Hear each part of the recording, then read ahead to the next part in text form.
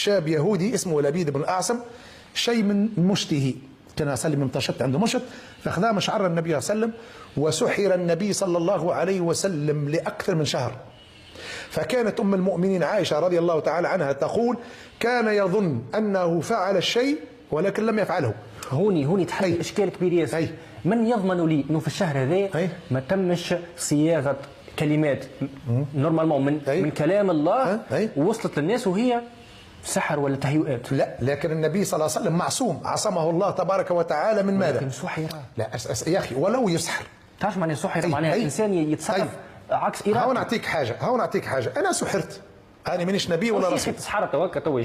نعم تسحر، هي النبي الرسول تسحر، النبي تسحر، والذي أخرج السحر هو جبريل عليه السلام، فوجد السحر مدفون في قعر بئر.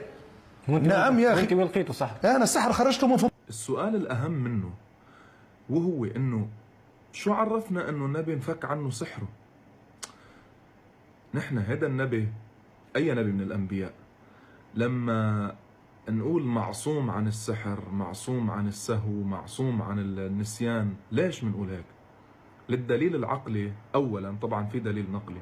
للدليل العقلي أولا اللي قال إنه أنت يجب أن تثق بكلامه، فإذا كان مسحور أنا كيف بعد بدي أوثق بكلامه؟ فممكن يأتي بأشياء وهو مسحور وأنا لا أعلم متى يقول شيئا وهو مسحور ومتى يقول شيئا وهو غير مسحور. أنا شو بده يعرفني أنا كإنسان مكلف؟ بيعرف إنه هذا مسحور، والسحر من الشيطان. فممكن يكون عم يأتينا بأشياء هي ليست من عند الله. هذا واحد. اثنين، عندما قال لنا أنه شفي من السحر، بلكي كان مسحور، شو بده يعرفنا أنه أصلا شفي من السحر؟ التفتوا للأمر الدقيق هون. الأمر الثالث عم بيقول الشيخ هون أنه شو كان يعمل النبي لما كان مسحور؟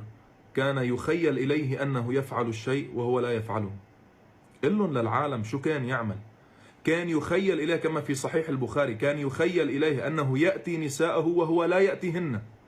يعني كان يتخيل أنه هو يروح لعند نسوانه تصير العلاقة الجنسية وهو ما عم بيصير هيك. طب هذا وين الخطورة فيه؟ طيب هذا وقديش قعد مسحور بناء على قولكم؟ يعني 6 أشهر. طيب 6 أشهر هو عم يخيل أنه عم يأتي نساءه، هو ما عم يأتيهم. طيب وبالتالي طب بس واحد يأتي نساءه مش بيقوم بيغتسل؟ طيب اللي خير إن شاء الله قوم اغتسل.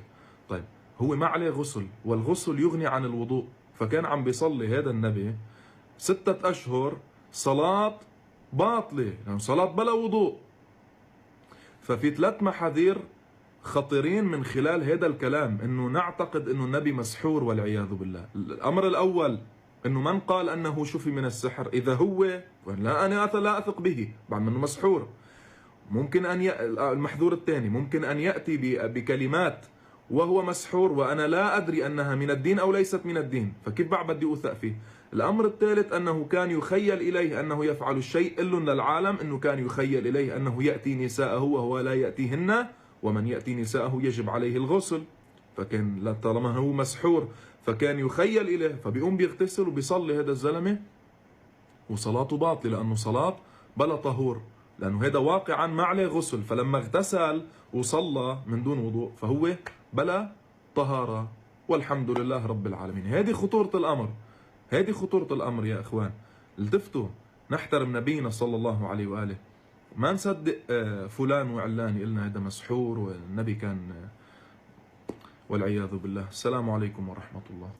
النبي سحره، أخذ يعني شاب يهودي اسمه لبيد بن الأعصم، شيء من مشته،